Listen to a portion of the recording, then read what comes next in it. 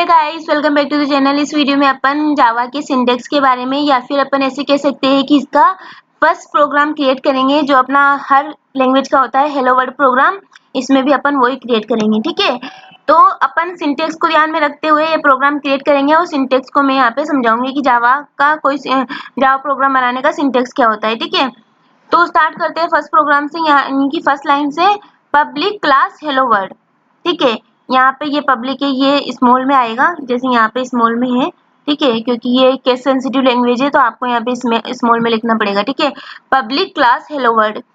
तो यहाँ पे जो पब्लिक होता है, हर एक जो कोई सी भी लैंग्वेज होती है, जैसे कोई ऑब्जेक्ट ओरिएंटेड लैंग्वेज है, कोई सी भी ऑब्जेक्ट ओरिएंटेड लैंग्वेज, उसमें 3 टाइप की एक्सेसिबिलिटी होती है, पब्लिक, प्रोटेक्टेड और प्राइवेट, ठीक है। पब्लिक, प्रोटेक्टेड और प्राइवेट। पब्लिक क्या होती है कि वो कहीं से भी एक्सेस की जा सकती है। प्रोटेक्टेड होती है कि उसका कोई फ्रेंड फंक्शन होता है तो उसे एक्सेस कर सकता है। और प्राइवेट क्या होती है कि वो कहीं से भी एक्सेस नहीं हो सकती है, ठीक है। तो ये तीनों एक्सेसिबिलिटी होती है, बट जावा में चौथी टाइप की एक्सेसिबिलिटी भी होती है जो कि होती है डिफॉल्ट एक्सेसिबिलिटी। यानी कि अगर डिफॉल्ट अपन ऐसे नहीं कह सकते कि डिफॉल्ट और पब्लिक का सेम मीनिंग है। पब्लिक यहाँ पे अलग होता है और डिफॉल्ट अलग होता है। तो 4 एक्सेसिबिलिटी होती है, उसमें से अपन यहाँ पे जब अपन कोई प्रोग्राम बनाते हैं जिसके अंदर मेन फंक्शन होता है, कोई भी प्रोग्राम अपन जावा की कोई सी फाइल बनाएंगे, यानी कि कोई सा प्रोग्राम बनाएंगे, तो जिसके अंदर मेन फंक्शन होता है वो क्लास आपको पब्लिक ही रखनी पड़ेगी। और ऐसे भी कह सकते हैं कि जो आउटर क्लास होती है वो आपको पब्लिक रखनी पड़ेगी या फिर डिफॉल्ट रखनी पड़ेगी।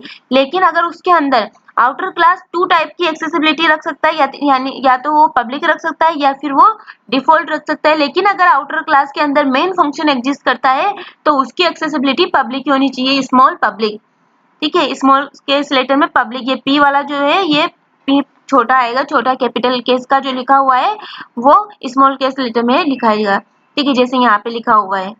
देन उसके बाद क्लास नाम का कीवर्ड होता है, ठीक है। उसके बाद अपन को क्लास का नाम रखना है, हेलो वर्ल्ड रख दिया, और फाइल नेम कुछ भी, जैसे नंबर ऑफ पर्सन्स या फिर कैलेंडर या फिर डेट्स, कुछ भी अपन यहाँ पे क्लास का नाम रख सकते हैं। लेकिन अभी हेलो वर्ल्ड का प्रोग्राम बना रहे तो अपन ने सोचा कि हेलो वर्ल्ड ही रख देते हैं। अब किसी भी क्लास को क्रिएट करते हैं, यानी कि यहाँ पे आगे क्लास कीवर्ड लग चुका है, मतलब कि अपन इसके आगे क्या कर रहे हैं, क्लास क्रिएट कर रहे हैं। अपन जावा में क्या कह सकते, हर एक लैंग्वेजेस में क्या होते हैं, प्रिमिटिव टाइप्स और not primitive types data type होते हैं, ठीक है। प्रिमिटिव टाइप्स और non primitive type data types होते हैं। तो यहाँ पे जो जावा में क्लासेस हो गई, स्ट्रिंग हो गई, एरे हो गया, ये not primitive type data types होते हैं, ठीक है। तो जब अपन क्लास क्रिएट करते हैं तो क्लास क्रिएट करना भी एक डेटा टाइप को क्रिएट करना ही हो गया है।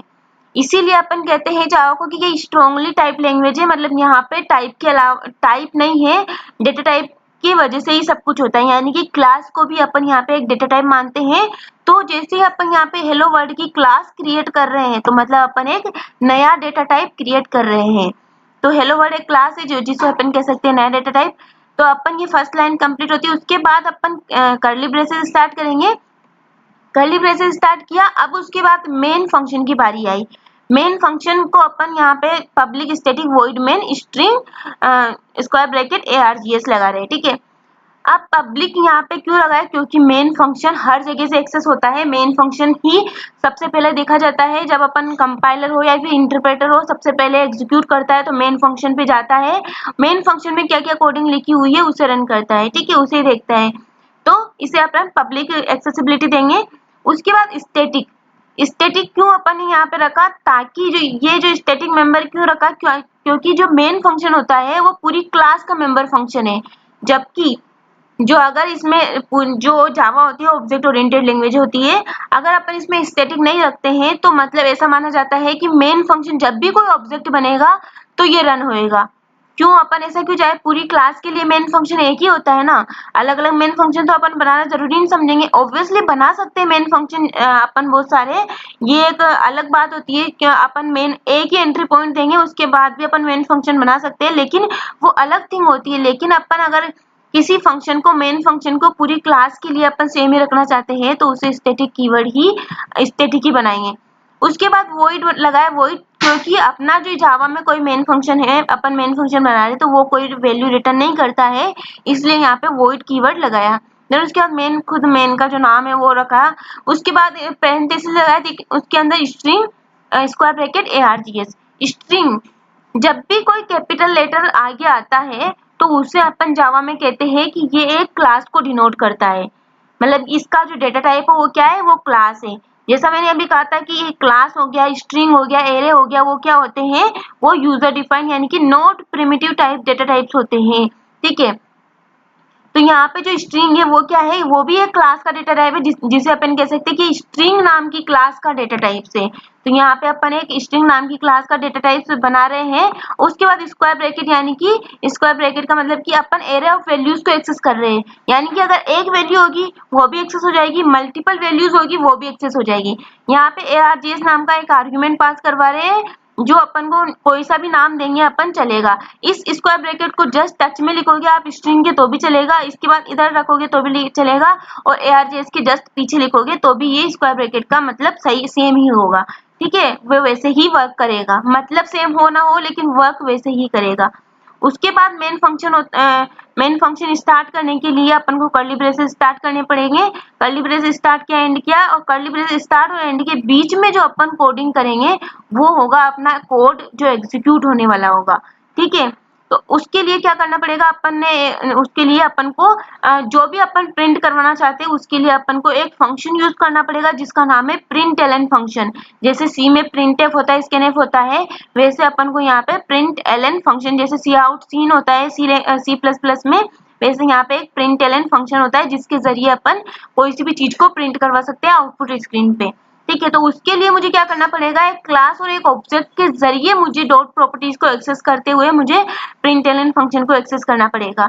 तो सिस्टम नाम की एक क्लास लेंगे, जिसका क्लास क्यों अपन सिस्टम को क्लास क्यों कह रहे हैं, क्योंकि ये कैपिटल केस लेटर में है, और सिस्टम नाम की कोई सी भी क्लास होती है तो वो फर्स्ट लेटर उसका कैपिटल होता है। ठीक है, देन अगर सेकंड लेटर भी वहां पे स्टार्ट होता है तो सेकंड वर्ड भी अगर स्टार्ट होता है तो वो उसका नाम भी कैपिटल केस से, मतलब कोई भी क्लास होती है तो वो कैमल केस नोटेशन से ही बनी हुई होती है। ठीक है, तो सिस्टम नाम की क्लास ने आउट नाम के ऑब्जेक्ट को डॉट प्रॉपर्टी से एक्सेस किया, then system dot out class और ऑब्जेक्ट ने मिलके डॉट प्रॉपर्टीज से एक्सेस करते हुए प्रिंटलन फंक्शन को एक्सेस किया।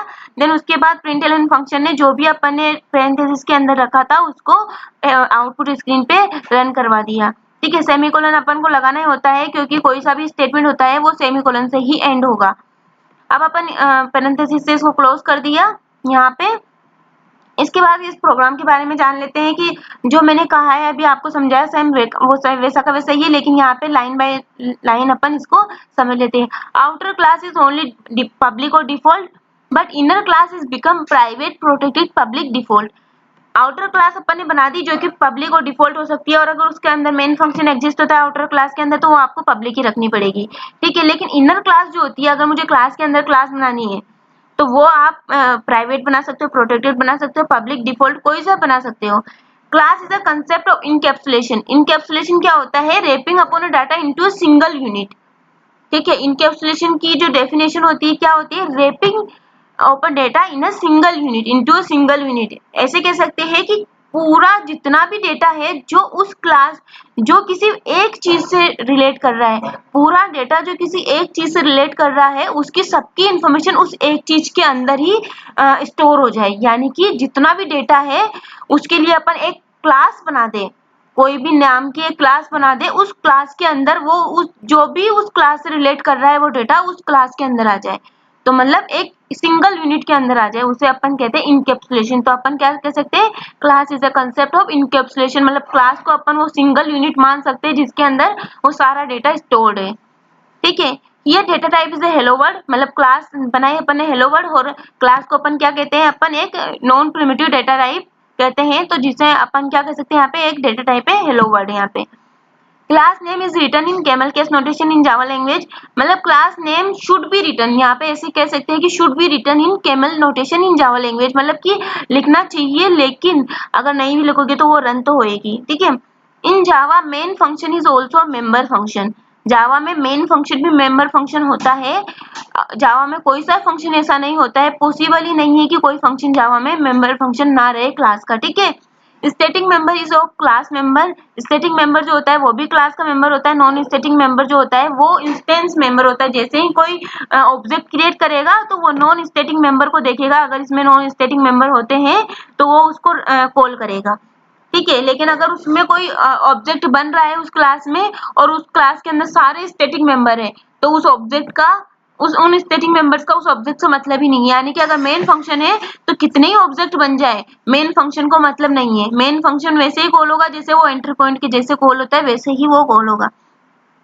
अब उसके बाद static member does not depend on object for calling purpose. Static member कभी भी डिपेंड नहीं होते। मेंबर फंक्शन हो गया, वेरिएबल्स हो गया, वो कभी भी डिपेंड नहीं होता है कि कोई ऑब्जेक्ट बने और कॉल होए उसके लिए, ठीक है।